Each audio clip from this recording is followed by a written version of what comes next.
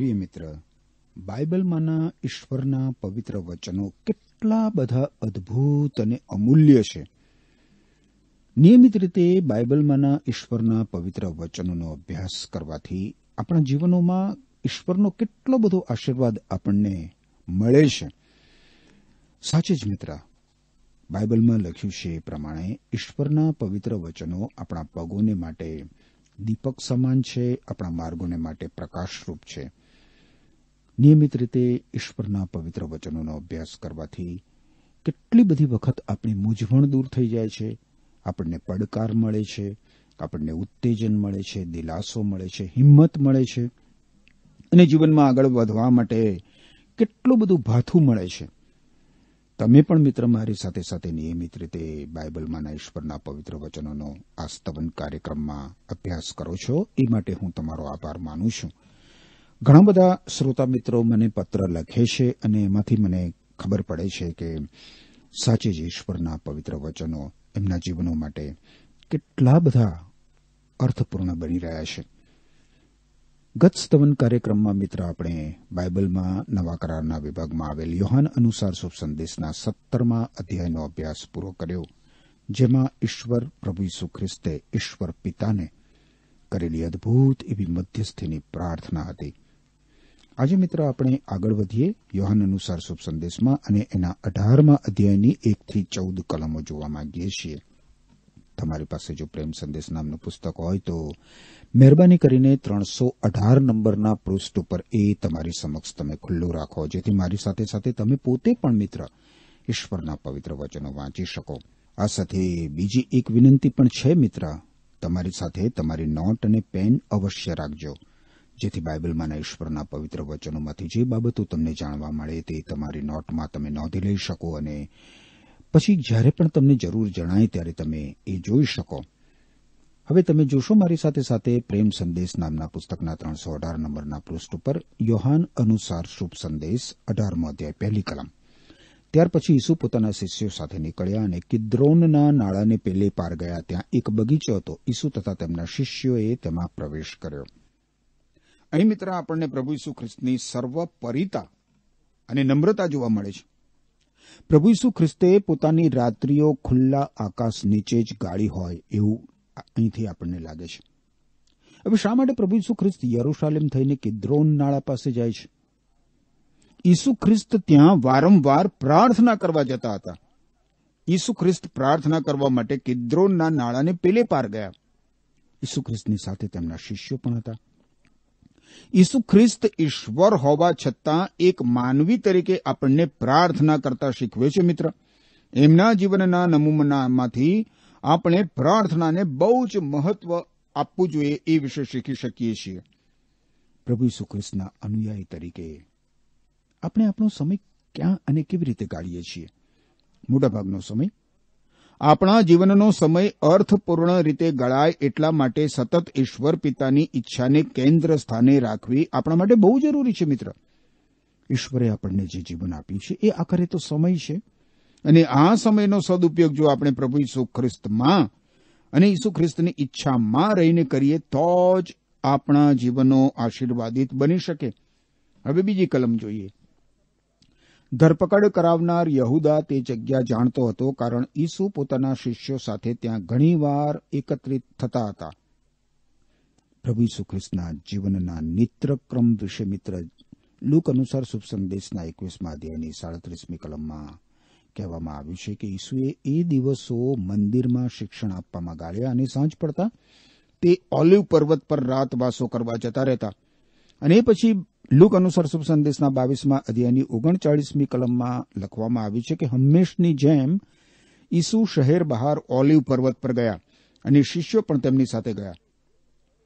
જે સ્થળે એટલે કે કિદ્રોન નાળાને પેલે પાર એક બગીચામાં પ્રભુ ઈસુ ખ્રિસ્ત ગયા, ત્યાં યહૂદા ઇસ્કારિયોત પ્રભુ ઈસુ ખ્રિસ્તને દગાથી પકડાવી દેવાનો હતો. દાઉદ રાજા પણ જ્યારે એના પુત્ર આબશાલોમને એની સામે બળવો પોકાર્યો હતો ને, ત્યારે એ આ જ કિદ્રોન નાળાને પાર ગયો હતો. હવે જ્યાં સુધી પ્રભુ ઈસુ ખ્રિસ્તને લાગે વળગે છે ત્યાં સુધી મિત્ર આપણે એમ કહી શકીએ કે પ્રભુ ઈસુ ખ્રિસ્તે યરૂશાલેમ શહેરમાં પોતાની રાત્રિ ગાળી નહીં. એમના જીવનના છેલ્લા અઠવાડિયામાં ઈસુ ખ્રિસ્ત બેથાની નામના ગામમાં પોતાના મિત્રોને ત્યાં રહ્યા હતા અને એમના જીવનની છેલ્લી અંતિમ રાત્રે ઈસુ ખ્રિસ્ત યરૂશાલેમના કોટની બહાર જઈને ગેત્સેમા નામના બગીચામાં પ્રાર્થના કરવા ગયા. હવે પ્રભુ ઈસુ ખ્રિસ્ત એકાંત સ્થળે એટલા માટે ગયા જેથી એમના શત્રુઓ એમને સહેલાઈથી પકડી શકે. આ શત્રુઓ લોકોથી ડરતા હતા અને એટલે એ લોકો પ્રભુ ઈસુ ખ્રિસ્તને જાહેરમાં પકડી શકે એમ હતા નહીં. મંદિરમાં કે યરૂશાલેમની શેરીઓમાં પ્રભુ ઈસુ ખ્રિસ્તને પકડવા એમના માટે બહુ મુશ્કેલ ભર્યું કામ હતું. એટલે અહીં આપણે સમજી શકીએ છીએ કે પ્રભુ ઈસુ ખ્રિસ્ત ઈશ્વર પિતાના સમયપત્રક પ્રમાણે સામે ચાલીને રાજી ખુશીથી પોતાને શત્રુઓના હાથમાં સોંપી દે છે. 3જી કલમ જુઓ. તેથી પોતાની સાથે સૈનિકોને તેમજ મુખ્ય યજ્ઞકારો અને ફરોશીઓએ મોકલેલા મંદિરના સંરક્ષકોને લઈને યહૂદાએ બગીચામાં પ્રવેશ કર્યો. જ્યારે પ્રભુ ઈસુ ખ્રિસ્તની ધરપકડ કરવા માટે યહૂદી ધાર્મિક આગેવાનો ગયા ત્યારે પ્રભુ ઈસુ ખ્રિસ્તે જે કહ્યું એની નોંધ કરતા સંત લુક અનુસાર શુભ સંદેશના 22મા અધ્યાયની 52મી કલમમાં કહે છે કે પછી ઈસુએ પોતાને પકડવા આવેલા મુખ્ય યજ્ઞકારો, મંદિરના સંરક્ષકોના અધિકારીઓને અને આગેવાનોને કહ્યું, હું જાણે કે ચોર ડાકુ હોઉં એમ મને પકડવા માટે તમારે તલવારો અને લાકડીઓ લઈને કેમ આવવું પડ્યું? આ લોકો સૈનિકોની ટુકડી સાથે ઈસુની ધરપકડ કરવા આવ્યા હતા. આશરે 500 સૈનિકો સાથે આ લોકો આવ્યા. માથ્યુ અનુસાર શુભ સંદેશમાં જણાવ્યા પ્રમાણે મોટા જન સમુદાય સાથે યહૂદા ઇસ્કારિયોત ઈસુ ખ્રિસ્તની ધરપકડ કરવા આવ્યો. શા માટે મોટી સંખ્યામાં? સાધન સામગ્રી સાથે, હથિયારો સાથે એ લોકો આવ્યા. એનું કારણ એ છે મિત્ર કે આ લોકોને એવી બીક હતી કે કદાચ પ્રભુ ઈસુ ખ્રિસ્ત બહુ ચમત્કાર કરી નાખે અને ત્યાંથી છટકી જાય. એટલા માટે પૂર્વ તૈયારી રૂપે મોટા જન સમુદાય સાથે સૈનિકોને લઈને એ લોકો ગેત્સેમાના બગીચામાં આવે છે. હવે 4થી કલમ જુઓ. શું કહે છે? તેઓની પાસે હથિયારો, ફાનસો તથા મશાલો હતા. પોતાના ઉપર જે વીતવાનું છે તે બધું જાણતા હોવાથી ઈસુએ આગળ આવીને તેમને પૂછ્યું, તમે કોને શોધો છો? ઈસુ ખ્રિસ્ત અશક્ત હતા, નિર્બળ હતા. એટલા માટે એમની ધરપકડ એ શક્તિશાળી અને ચતુર ધાર્મિક આગેવાનો દ્વારા કરવામાં આવી એવું હતું? ના. જો ઈસુ ખ્રિસ્ત પોતાની ધરપકડ ન થાય એવું ઈચ્છતા હોત તો એ 50 સૈનિકો અને એમના હથિયારો બિલકુલ બુઠ્ઠા થઈ ગયા હોત, બિનઉપયોગી થઈ ગયા હોત. અરે રાજાઓના રાજા, પ્રભુઓના પ્રભુ, સર્વશક્તિમાન ઈશ્વર પોતે સ્વેચ્છાથી પોતાને ખાલી કરે છે. મિત્ર 5મી કલમ. તેઓએ જવાબ આપ્યો, નાઝરેથના ઈસુને. તેમણે કહ્યું, હું તે જ છું. અહીં બહુ જ ધ્યાનથી એક હકીકત તમે જુઓ મિત્ર. ઈસુ ખ્રિસ્તને પકડવા આવેલા યહૂદીઓ ઈસુ ખ્રિસ્તને ખ્રિસ્ત તરીકે જાહેર કરવા માંગતા નથી, મુક્તિદાતા તરીકે જાહેર કરવા માંગતા નથી. ઈસુ ખ્રિસ્તને એ લોકો બહુ જ સામાન્ય અને સાધારણ ગણીને એમનું અપમાન કરે છે. એ લોકો પ્રભુ ઈસુ ખ્રિસ્તને નાઝરેથના ઈસુ તરીકે ઉદ્દેશે છે ને એમ છતાં વાંધો નહીં, કારણ કે ઈસુનું નામ તો સૌ નામોથી ઉચ્ચ અને શ્રેષ્ઠ નામ છે. યાદ રાખો મિત્ર, એ દિવસ આવી રહ્યો છે જ્યારે સર્વ લોકોએ પ્રભુ ઈસુ ખ્રિસ્તની આગળ ઘૂંટણે પડવું જ પડશે. પણ અત્યારે આ ટોળું પ્રભુ ઈસુ ખ્રિસ્તને તારનાર તરીકે, મુક્તિદાતા તરીકે, ખ્રિસ્ત તરીકે, અભિષિક્ત તરીકે, ઈશ્વરના અભિષિક્ત તરીકે, ઈશ્વર પુત્ર તરીકે માન્ય રાખતું નથી. આ ટોળું પ્રભુ ઈસુ ખ્રિસ્તને ઓળખતું નહોતું. અહીં સૌથી વિચિત્ર વાત આપણને એ લાગે છે કે આ યહૂદા ઇસ્કારિયોત પ્રભુ ઈસુ ખ્રિસ્તનો શિષ્ય, ઈસુ ખ્રિસ્તને સાચા અર્થમાં જાણતો નહોતો. હવે શા માટે યહૂદા પ્રભુ ઈસુ ખ્રિસ્તને સાચી રીતે જાણતો નહોતો? એનું કારણ આપણને કરંથવાસીઓને લખેલા બીજા પત્રના 4થા અધ્યાયની 3જી અને 4થી કલમમાં જાણવા મળે છે. ત્યાં લખવામાં આવ્યું છે કે જે શુભ સંદેશ અમે પ્રગટ કરીએ છીએ તે જો છુપાયેલો હોય તો તે માત્ર નાશમાં જઈ રહેલા લોકોને માટે જ છુપાયેલો છે. આ દુનિયાના દેવે એટલે કે શૈતાને એવા લોકોના મન અંધકારમાં રાખેલા હોવાથી એ લોકો ઈસુ ખ્રિસ્ત ઉપર વિશ્વાસ કરી શકતા નથી. ઈસુ ખ્રિસ્ત જે ઈશ્વરની આબેહૂબ પ્રતિમા છે, તેમના ગૌરવનો પ્રકાશ શુભ સંદેશની મારફતે આવે છે. એ પ્રકાશ નાશમાં જઈ રહેલાઓ જુએ નહીં, એટલા માટે એ દુષ્ટ શૈતાન એમને દૂર રાખે છે. 6ઠ્ઠી કલમ હવે જુઓ આગળ, યોહાન અનુસાર શુભ સંદેશ 18મો અધ્યાય. ધરપકડ કરાવનાર યહુદા ત્યાં તેમની સાથે ઉભો હતો. ઈસુએ જ્યારે કહ્યું કે હું તે જ છું, ત્યારે તેઓ પાછા હઠીને જમીન પર ગબડી પડ્યા. ઈશ્વર પોતે માનવી બન્યા. યોહાન અનુસાર શુભ સંદેશના 1 અધ્યાયની 14મી કલમ પ્રમાણે શબ્દ માનવ તરીકે જન્મ્યો અને આપણામાં વસ્યો. ઈશ્વર પિતાના એકના એક પુત્રને છાજે તેવો કૃપા તથા સત્યતાથી ભરપૂર એવો એનો મહિમા અમે નિહાળ્યો, એવું પ્રેષિત યોહાન કહે છે. હવે એ રાત્રે જ્યારે પ્રભુ ઈસુ ખ્રિસ્ત સામે ચાલીને પોતાના શત્રુઓને સ્વાધીન કરી દે છે, ત્યારે પણ ઈસુ ખ્રિસ્તનું ઈશ્વરત્વ પ્રગટ થયા વગર રહેતું નથી. તમે જુઓ, લખ્યું છે કે ત્યારે એમના શત્રુઓ પાછા હઠીને જમીન પર ગબડી પડ્યા. ઈસુ ખ્રિસ્તે પોતાનું ઈશ્વરત્વ પ્રગટ કર્યું અને એ લોકો ભોંય ઉપર પડી ગયા. અહીં આ લોકોને ઈસુ ખ્રિસ્ત એ પ્રગટ કરે છે કે એ લોકો ઈસુ ખ્રિસ્તની ઈચ્છા વિરુદ્ધ અને ઈસુ ખ્રિસ્તની પરવાનગી વગર ઈસુ ખ્રિસ્તને પકડી શકે એમ નથી. દુનિયાની કોઈ પણ તાકાત, મિત્ર, દુનિયાની કોઈ પણ વ્યક્તિ પ્રભુ ઈસુ ખ્રિસ્તને વધસ્તંભે જડી શકે એમ નહોતું. એ તો ઈશ્વરનો પ્રેમ હતો, મિત્ર. મારા ઉપરનો પ્રેમ, તમારા ઉપરનો પ્રેમ. એ કારણે પ્રભુ ઈસુ ખ્રિસ્ત રાજી ખુશીથી સ્વેચ્છાથી પોતાનું બલિદાન કરે છે. અહીં પ્રભુ ઈસુ ખ્રિસ્તનો મહિમા અને ગૌરવ આપણને જોવા મળે છે. અને અહીંયા ઈસુ ખ્રિસ્ત માટેની ભવિષ્યવાણી પરિપૂર્ણ થાય છે. મિત્ર, ગીતશાસ્ત્રના પુસ્તકના 27મા અધ્યાયની 1લી કલમમાં લખ્યું છે કે યહોવા મારું અજવાળું તથા મારું તારણ છે, હું કોનાથી બીઉં? યહોવા મારા જીવનનું સામર્થ્ય છે, મને કોનું ભય લાગે? પ્રભુ ઈસુ ખ્રિસ્ત ઈશ્વરના પક્ષમાં છે. અને પછી તમે ગીતશાસ્ત્રના પુસ્તકના 35મા અધ્યાયની 4લી કલમમાં જુઓ તો લખ્યું છે કે જેઓ મારા જીવના તરસ્યા છે તેઓ ફજેત થઈને આબરૂહીન થાવ, જેઓ મારું નુકસાન તાકે છે તેઓ પાછા હઠો અને વિલા પડો.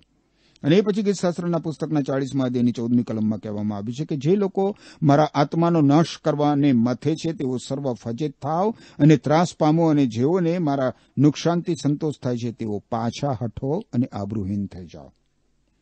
હવે આપણે આગળ વધીએ. 7 થી 9 કલમો ફરી જોઈએ. લખ્યું છે અહીંયા, ઈસુએ તેમને ફરીથી પૂછ્યું, તમે કોને શોધો છો? તેઓએ કહ્યું, નાઝરેથના ઈસુને. ઈસુએ તેમને કહ્યું, મેં તમને કહ્યું તો ખરું કે હું તે જ છું. તેથી જો તમે મને શોધતા હોય તો આ લોકોને જવા દો. તમે મને જે આપ્યા તેઓમાંથી મેં એક પણ ગુમાવ્યું નથી. એવા તેમના બોલેલા વચનો સાચા ઠરે તે માટે તેમણે એમ કહ્યું. ઈસુ ખ્રિસ્ત કોણ છે એ અહીંયા કેટલું બધું સ્પષ્ટ થાય છે, મિત્ર. અહીં પ્રભુ ઈસુ ખ્રિસ્તનું મહાત્મ્ય અને પ્રભુ ઈસુ ખ્રિસ્તનું ગૌરવ આપણને જોવા મળે છે. ઈસુ ખ્રિસ્તનો સર્વ લોકો ઉપર અધિકાર છે અને સર્વ ચીજ વસ્તુઓ ઉપર, સમગ્ર વિશ્વ ઉપર.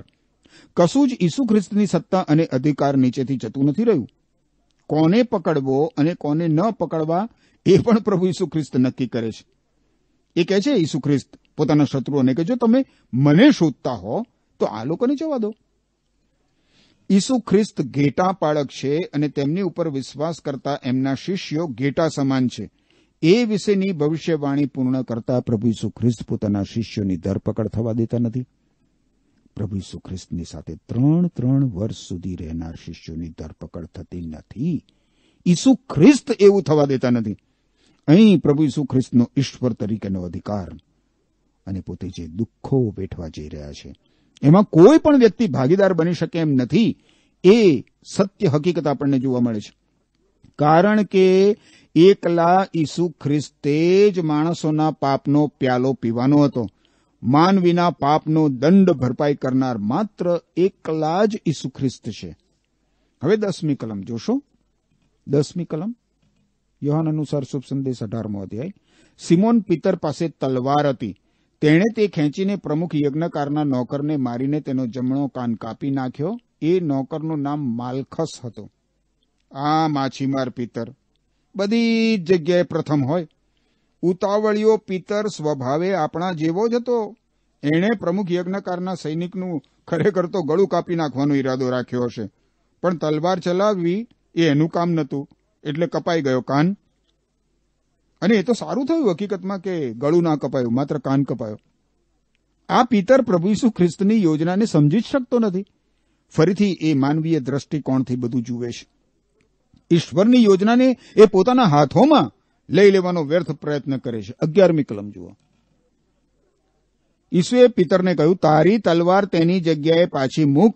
મારા પિતાએ મને સોંપેલો પ્યાલો શું હું ના પીઉં?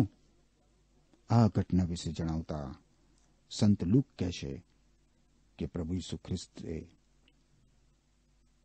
પેલા માલખસનો કાન સાજો કરી દીધો. એ કપાયેલો કાન, પ્રમુખ યજ્ઞકારના નોકર માલખસનો કાન ઈસુ ખ્રિસ્તે સાજો કરી દીધો. આ પ્રભુ ઈસુ ખ્રિસ્ત માનવ મુક્તિ માટે આવ્યા હતા અને એમણે આપણા પાપોનો પ્યાલો પીવાનો હતો. એ સિવાય આપણા માટે મુક્તિ શક્ય જ નહોતી. પણ આ પિતર પોતાને મનોમન બહુ બહાદુર સમજતો હશે, બહુ બહાદુર. પણ એ જ પિતર થોડા જ કલાકો બાદ પ્રભુ ઈસુ ખ્રિસ્તને પોતે ઓળખતો પણ નથી એવું કહેશે. ઈસુ ખ્રિસ્તના શિષ્ય બનવાની કિંમત આપણે પોતાની તાકાત, પોતાની આવડત કે પોતાની બુદ્ધિથી ચૂકવી શકતા નથી મિત્ર. માત્ર ઈશ્વર પવિત્ર આત્માના પરાક્રમથી આપણે પ્રભુ ઈસુ ખ્રિસ્તની પાછળ ચાલી શકીએ છીએ, એમના અનુયાયી બની શકીએ છીએ, એમના શિષ્યો બની શકીએ છીએ. જો આપણે પોતાની શક્તિ અને પોતાની આવડતથી પ્રભુ ઈસુ ખ્રિસ્તની પાછળ ચાલવા માંગતા હોઈએ કે પછી બીજાઓને પ્રભાવિત કરવા માંગતા હોઈએ તો આપણે ભીત ભૂલીએ છીએ. ઈસુ ખ્રિસ્ત પોતાના શિષ્ય પિતરને કહે છે કે મારા પિતાએ મને આપેલો પ્યાલો હું શું ના પીઉં? ઈસુ ખ્રિસ્ત પોતાના મૃત્યુ વિશે અને એ પણ આપણી મુક્તિ માટે પોતે પ્યાલો પીવાના હતા એ હકીકત અહીંયા રજૂ કરે છે. જે પાપનો પ્યાલો આપણે પીવાનો હતો મિત્ર, એ પ્યાલો સંપૂર્ણ પવિત્ર અને નિર્દોષ એવા પ્રભુ ઈસુ ખ્રિસ્તે આપણા વતી પી લીધો. અને એટલે જે વ્યક્તિ ઈસુ ખ્રિસ્ત પર વિશ્વાસ કરે છે એ વ્યક્તિ ઈશ્વરના આ ન્યાય ચુકાદાના પ્યાલામાંથી મુક્ત થઈ જાય છે, એને શાશ્વત જીવન મળે છે. પણ જે વ્યક્તિ પ્રભુ ઈસુ ખ્રિસ્ત પર વિશ્વાસ કરતી નથી એ વ્યક્તિ ઈશ્વરના આ ન્યાય ચુકાદાના પ્યાલાને એને પીવો પડશે. જ્યારે ન્યાયાધીશ પ્રભુ ઈસુ ખ્રિસ્ત આ દુનિયાનો ન્યાય કરવા આવશે ત્યારે ઈસુ ખ્રિસ્ત વગરની દરેક વ્યક્તિ ઈશ્વરના ન્યાય ચુકાદા નીચે આવી જ જશે. 12મી અને 13મી કલમ હવે જુઓ. સૈનિકોની ટુકડી, તેમનો અમલદાર અને યહૂદી સંરક્ષકોએ ઈસુની ધરપકડ કરી અને તેમને બાંધીને પ્રથમ આન્નાસ પાસે લઈ ગયા. એ તો એ વર્ષના પ્રમુખ યજ્ઞકાર કાયાફાસનો સસરો થતો હતો. ધાર્મિક આગેવાનોએ પ્રભુ ઈસુ ખ્રિસ્ત વિરુદ્ધની બધી જ યોજના અને કાવતરું ઘડી જ કાઢ્યું હતું. આ ધાર્મિક આગેવાનો લોકોથી ડરતા હતા અને એટલા માટે પ્રભુ ઈસુ ખ્રિસ્ત ગેત્સેમાને નામના બગીચામાં એકાંતના સ્થળે ગયા, જેથી આ આગેવાનો પ્રભુ ઈસુ ખ્રિસ્તની સરળતાથી ધરપકડ કરી શકે. અહીં પ્રભુ ઈસુ ખ્રિસ્ત પોતે શત્રુઓને તેમની ધરપકડ કરવા માટેની તક પૂરી પાડે છે. ઈસુ ખ્રિસ્ત પોતાના માન અને મહિમામાં આગળ વધી રહ્યા છે. પ્રભુ ઈસુ ખ્રિસ્તને પકડવામાં આવ્યા અને તેમને બાંધવામાં આવ્યા. એ ખરેખર જરૂરી નહોતું. ઈસુ ખ્રિસ્ત તો એવું હલવાન હતું જે દુનિયાના મંડાણ અગાઉ વધ કરવા માટે અલગ કરવામાં આવ્યું હતું. ઈસુ ખ્રિસ્ત વધ કરનારાઓની સામે ઊભું રહેનાર ઘેટું બની ગયા. એમણે પોતાનો બચાવ પણ કર્યો નહીં, પરંતુ સ્વેચ્છાથી પોતાનું અર્પણ કરી દીધું. હવે જુઓ, આ ધાર્મિક આગેવાનો અને યહૂદીઓ પ્રભુ ઈસુ ખ્રિસ્તને પ્રથમ આન્નાસ નામના યહૂદી યજ્ઞકારની પાસે લઈ જાય છે. માત્ર યોહાન જ આપણને આ સંબંધી ઝીણવટભરી માહિતી આપે છે. આ આન્નાસ પ્રમુખ યજ્ઞકાર હતો અને યરૂશાલેમમાં પ્રમુખ યજ્ઞકારના મકાનમાં રહેતો હતો.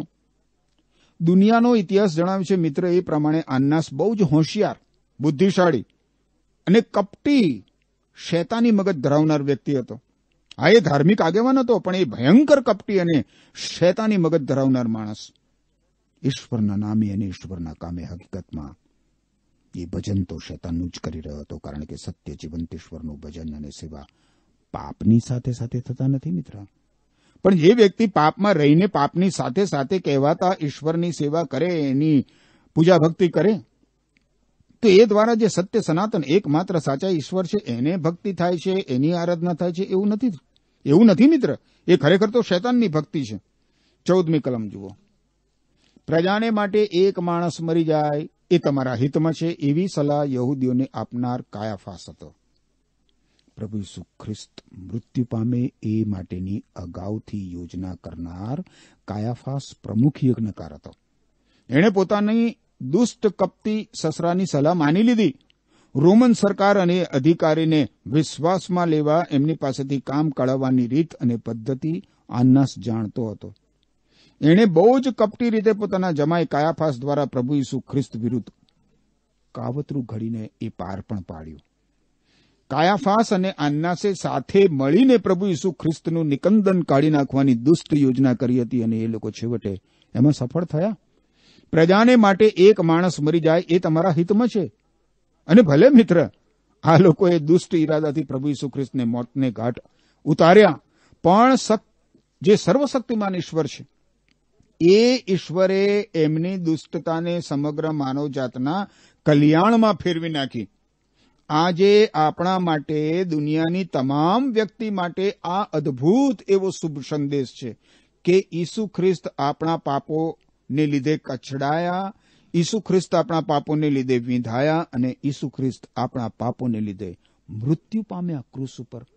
અરે એટલું જ નહીં, જે પાપોનો દંડ આપણે ભરવાઈ કરવાનો હતો એ દંડ તો અનંત વિનાશ છે, નર્ક છે, પરંતુ પ્રભુ ઈસુ ખ્રિસ્તે મનુષ્યના પાપ વિરુદ્ધનો દંડ મનુષ્ય વતી ભરપાઈ કરી દીધો પૂરેપૂરો.